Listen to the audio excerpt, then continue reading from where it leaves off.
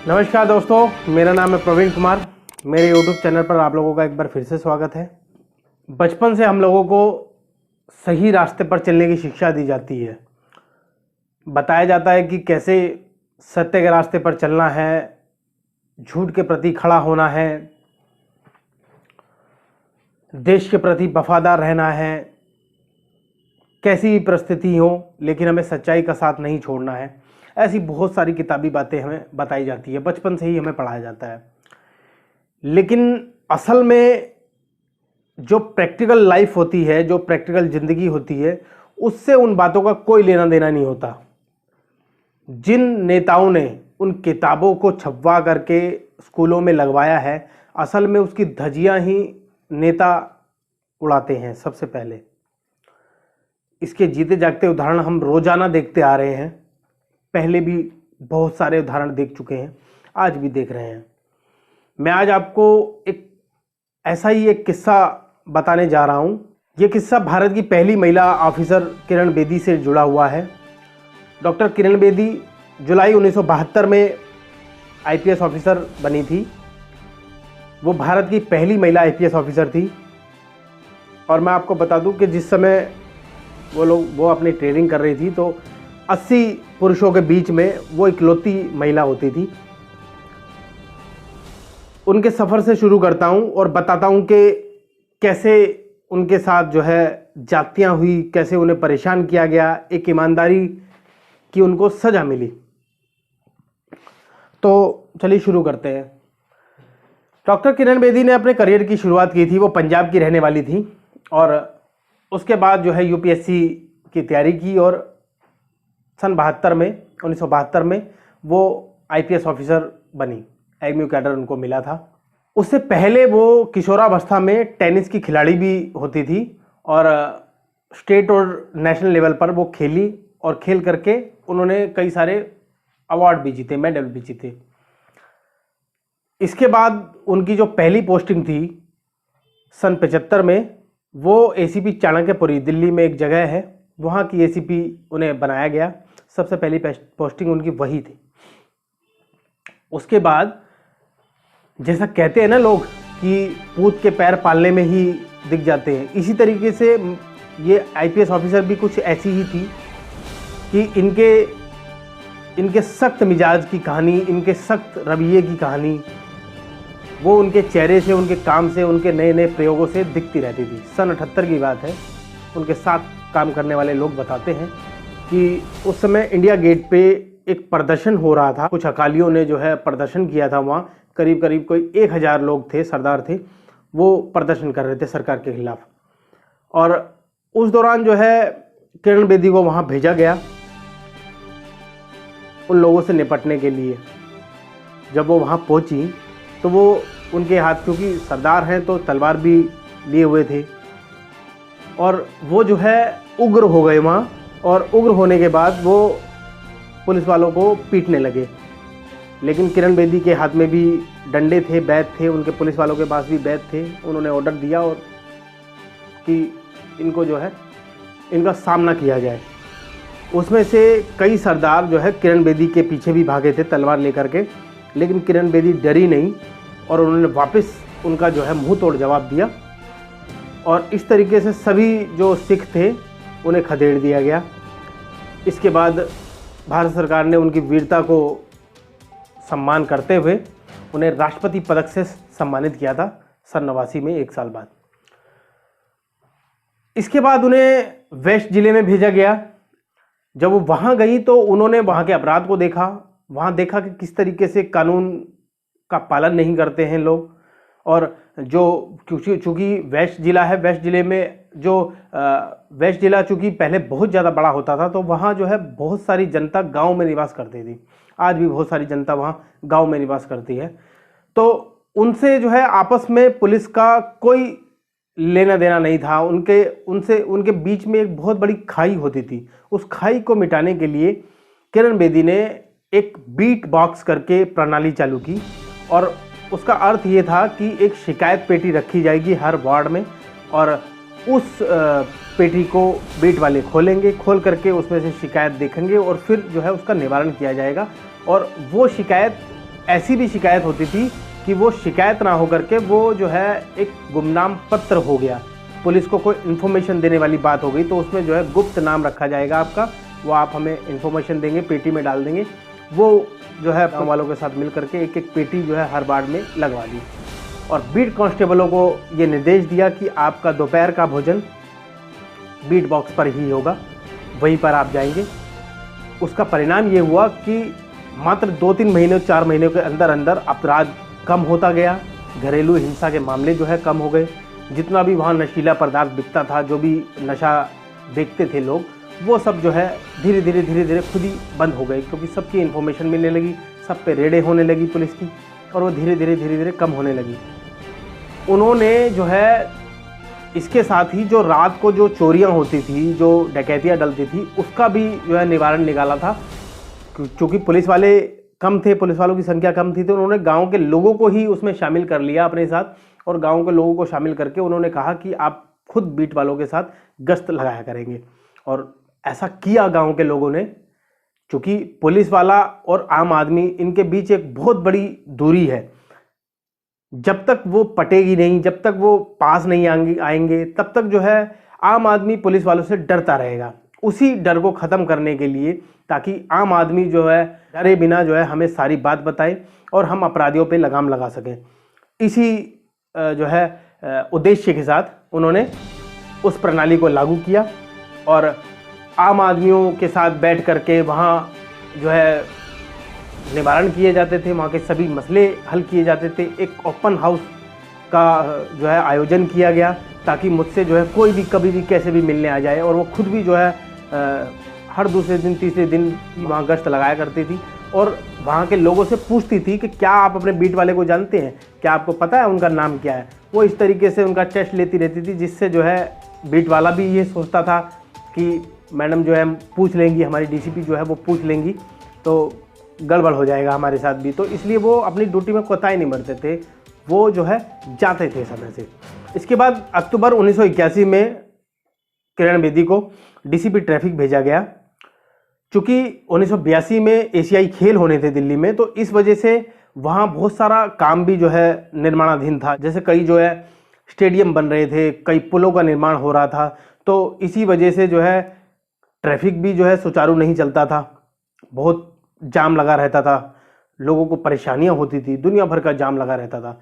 तो उन सब की समस्या का निवारण करने के लिए किरण बेदी अपने काफिले के साथ जो है खुद सड़क पर उतरी। चूँकि सड़कों की जानकारी उस समय उन्हें कम थी, तो उन्होंने जो है वो जो है नक्शा लेकर के चलती थी। और जब रोजाना उन्होंने सड़कों पर गश्त की, जब देखा कि ये जाम कैसे लगता है, तो उसका मूल कारण उन्हें पता लगा कि असल में यहाँ जो है सड़कों पर जैसे कोई गाड़ी खराब होगी, कोई बस खराब हो गई, कोई किसी की जो है 4 पहिया गाड़ी कोई खराब हो गई, तो वो बीच सड़क में ही खराब हो गई, बीच सड़क में वो खड़ी है। उसके बाद उसको घंटों तक उसे हटाया नहीं जाता था वहाँ से, और इसकी वजह से पीछे जो है लंबा जाम लग जाता था, पूरा का पूरा रोड जो है डाइवर्ट करना पड़ जाता था, कई बार लोगों को परेशानी होती थी।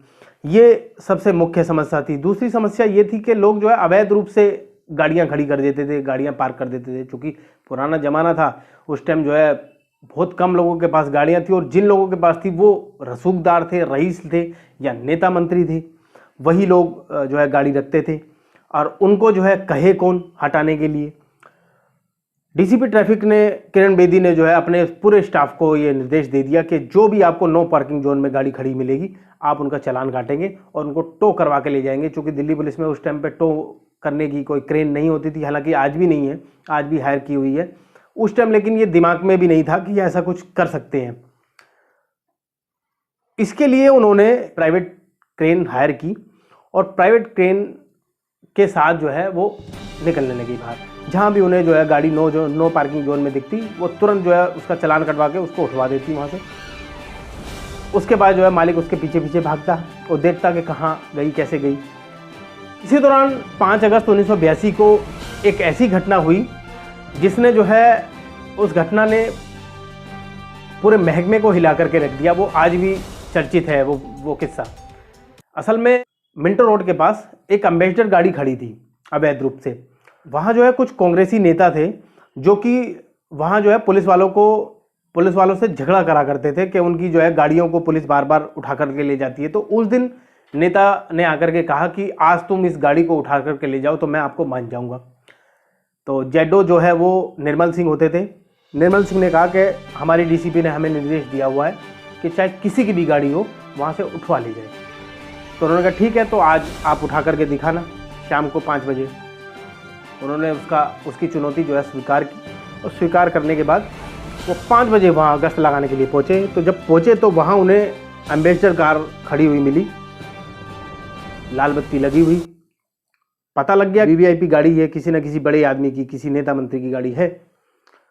अब निर्मल सिंह ने तुरंत जो है क्रेन को बुलाया, और क्रेन को बुला करके उस गाड़ी को टो करा लिया। जब टो कराया तब जो है वहाँ कांग्रेसी नेता आए और उन्होंने कहा ये जानते हो आप ये किसकी गाड़ी थी? उन्होंने कहा मैं जानता हूँ, ये भारत के प्रधानमंत्री की गाड़ी है, लेकिन हमारी डीसीपी का हुक्म है चाहे जिसकी भी गाड़ी हो उठेगी, अगर नो पार्किंग जोन में है तो उसको बख्शा नहीं जाएगा।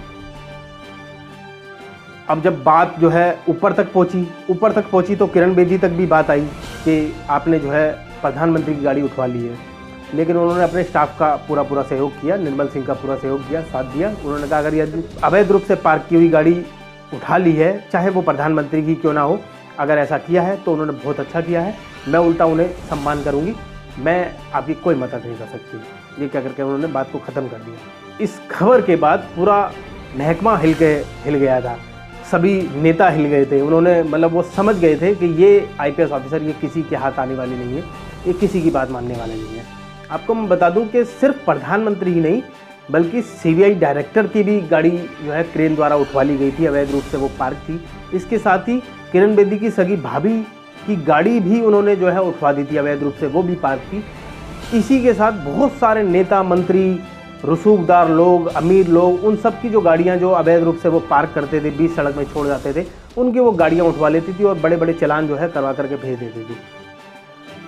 और उसी के साथ मैं बता दूं आपको कि उन्होंने एक और स्कीम लागू की थी। जब वो उन्होंने देख लिया कि इनको जो है जुर्माने से कोई फ़र्क नहीं पड़ता, तो उन्होंने जुर्माने का चक्कर ख़त्म कर दिया। उन्होंने कहा कि अब से जो है जिसकी भी गाड़ी उठेगी उनको जो है हम क्लास लगाएंगे और उनको हम क्लासेस में बुलाएंगे। तो वो ट्रैफिक पुलिस के ऑफिस में आएगा और वहाँ आकर के वो क्लास ज्वाइन करे। इससे जो है लोग बड़े ज़्यादा परेशान हुए, और आम लोगों को तो कोई फ़र्क नहीं पड़ता, लेकिन जो खास लोग होते हैं उनको जो है बहुत ज़्यादा फर्क पड़ता है। आपने एक नाम सुना होगा, क्रेन बेदी। असल में क्रेन बेदी जो है इसी घटना के बाद ये नाम दिया गया था उनको। असल में वो नाम किसी नेता मंत्री ने नहीं दिया था, बल्कि एक रिक्शा चालक ने दिया था। असल में जब वो एक गश्त पर निकली थी तो उन्हें देख करके बहुत सारे लोग जो है, पुलिस को देख करके बहुत सारे लोग जो है इधर उधर भाग रहे थे। तो वहाँ जो है किसी राहगीर ने एक रिक्शा चालक से पूछा कि कौन आ रहा है, क्यों भाग रहे हो आप लोग? क्योंकि रिक्शा चालक जो है कम पढ़ा लिखा था, शायद जानकारी कम थी उसको, तो उसे नाम नहीं लेना आया और उसने जो है किरण की जगह जो है क्रेन बोल दिया। तो उसने कहा कि क्रेन बेदी आ रही है, गाड़ियाँ उठवा लेगी। तो इस वजह से उनका नाम जो है वो क्रेन बेदी पड़ गया वहीं से। और इसी के साथ मैं आपको बता दूं कि जो रसूखदार लोग थे, नेता लोग थे, मंत्री लोग थे, वो उनसे इतने ज़्यादा चिढ़ गए, इतने ज़्यादा परेशान हो गए कि वो जो है उनकी एक लॉबी तैयार हो गई अंदर ही अंदर। और इधर जो है एशियाई जो गेम थे वो भी संपन्न हो रहे थे, वो सफलतापूर्वक संपन्न हुए। किसी भी विदेशी मेहमान को, देसी मेहमान को कहीं कोई परेशानी नहीं हुई, कोई दिक्कत नहीं हुई।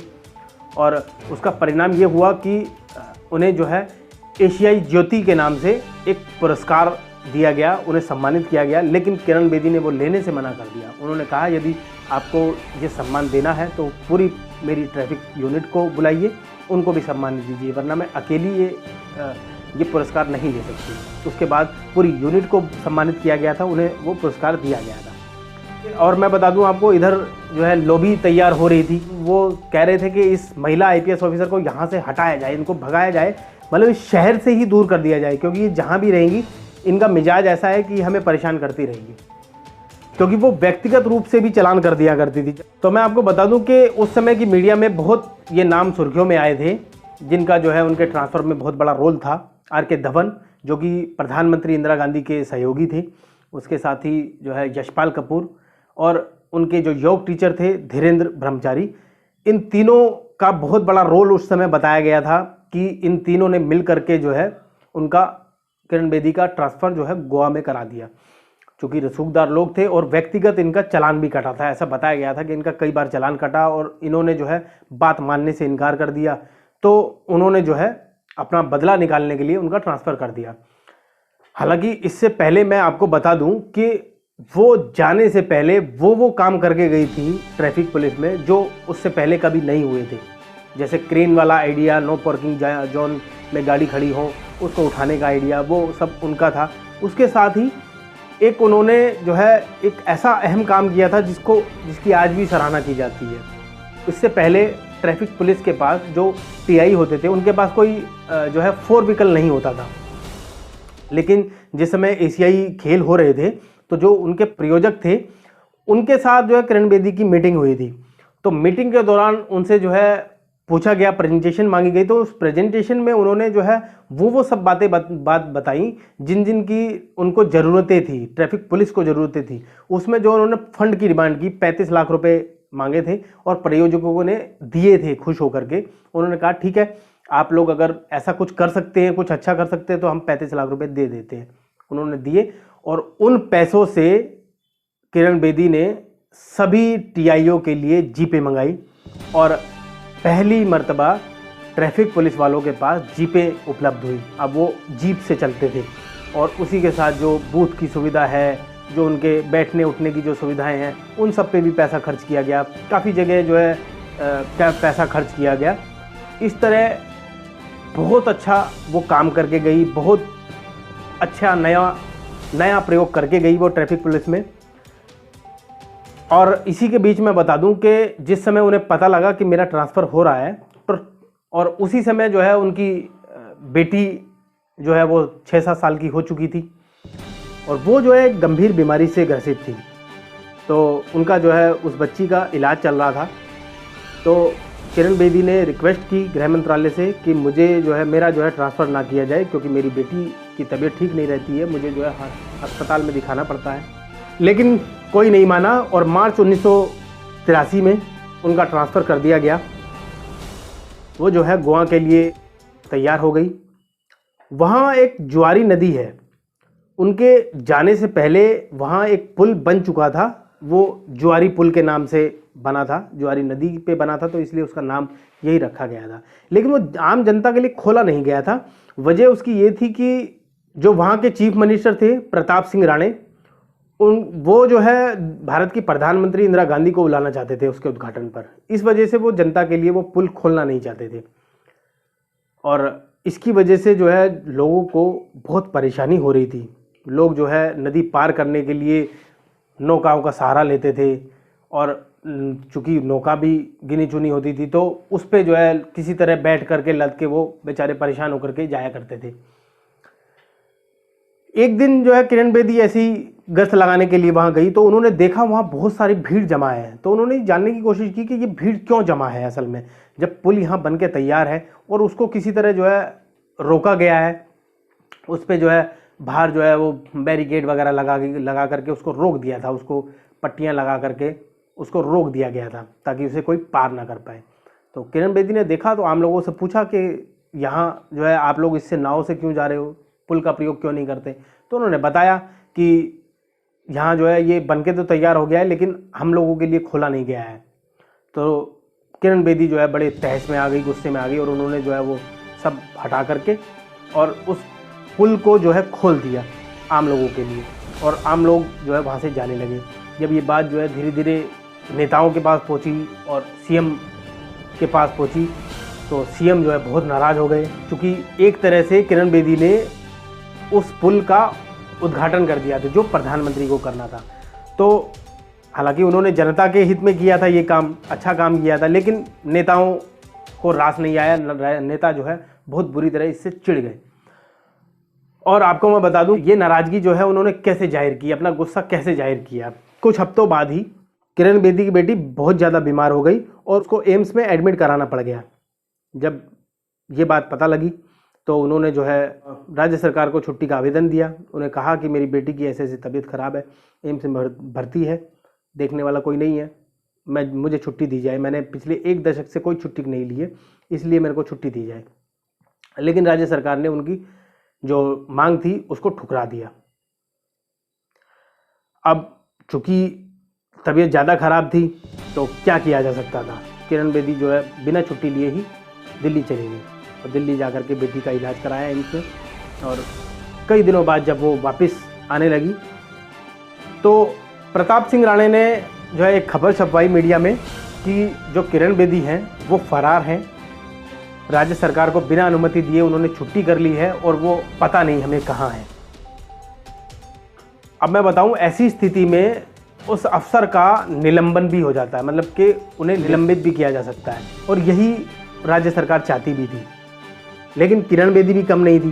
जब किरण बेदी को इस बात के बारे में पता लगा, मीडिया की खबरें मिली, तो उन्होंने मेडिकल रिपोर्ट भेजी अपनी बेटी की और जो उन्होंने आवेदन दिया था उसकी रिपोर्ट भेजी, स्पष्टीकरण भेजा राज्य सरकार को, अपने आईजी को, सबको भेजा। लेकिन सीएम ने फिर भी कोई जवाब नहीं दिया और इधर मीडिया को वो जो है बयान देते रहे। तब जाकर के किरण बेदी ने मीडिया से संपर्क किया और मीडिया को सारी कहानी बताई, मेडिकल रिपोर्ट्स दिखाई और अपनी बच्ची को दिखाया कि किस तरीके से जो है वो एक गंभीर बीमारी से जूझ रही है और सीएम जो है छुट्टी नहीं दे रहे हैं उनको। और जो बात थी वो उन्होंने बता दी कि इस वजह से मुझे छुट्टी नहीं दे रही, मुझसे चिढ़ करके इन लोगों ने मेरे से बदला निकाल रहे हैं ये लोग। मीडिया ने इधर जो है खबर छाप दी और बहुत अच्छे से कवरेज की। जब ये बात जो है उन्हें पता लगी तब जो है सीएम ठंडे हुए। हालांकि दुश्मनी और लड़ाई इतनी ज़्यादा हो चुकी थी कि इसी वजह से उन्हें 6 महीने तक कोई पद नहीं दिया गया। वो जो है बिना पद के इधर उधर बैठी रही। फिर भारत सरकार के गृह सचिव ने उन्हें जो है बहाल किया और उन्हें जो है रेलवे सुरक्षा बल में डिप्टी कमांडेंट के पद पर कार्यरत किया गया। वहाँ वो 1985 तक रहीं और 1985 में जब जो है वेद मारवा दिल्ली के पुलिस कमिश्नर थे तो उनकी सिफारिश पर उन्हें वापस दिल्ली पुलिस में बुलाया गया और पीएचक्यू में उनकी तैनाती की गई। आपको मैं बता दूं कि जो काम बड़े बड़े अफसर जो है कई सालों से नहीं कर पा रहे थे, जो फाइलें वो देखते भी नहीं थे, उन फाइलों को, उन लंबित फाइलों को जैसे ही किरण बेदी पीएचक्यू पहुंची थी उन सभी फाइलों को उन्होंने जाते ही निकाल दिया। और मैं आपको बता दूं कि उस समय उन्होंने 1600 पुलिस कर्मियों को प्रमोशन दी थी। जो फाइल पुलिस वालों की अटकी हुई थी उन सब पे साइन करके उन सब के प्रमोशन कर दिए। सभी जो है बहुत खुश हो गए। साथियों, वीडियो लंबी हो रही है इसलिए मैं इसे यहीं समाप्त करता हूँ। नेक्स्ट पार्ट में मैं आपको बताऊँगा कि कौन सी ऐसी वजह रही जिस वजह ने उन्हें दिल्ली का पुलिस कमिश्नर नहीं बनने दिया। एक बहुत बड़ा उस समय कांड हुआ था जो कांड उनको अंतिम समय तक उनके साथ रहा। आइए आपको दूसरी सीरीज में मैं बताता हूँ। तो इसी के साथ वीडियो समाप्त करते हैं। नमस्कार।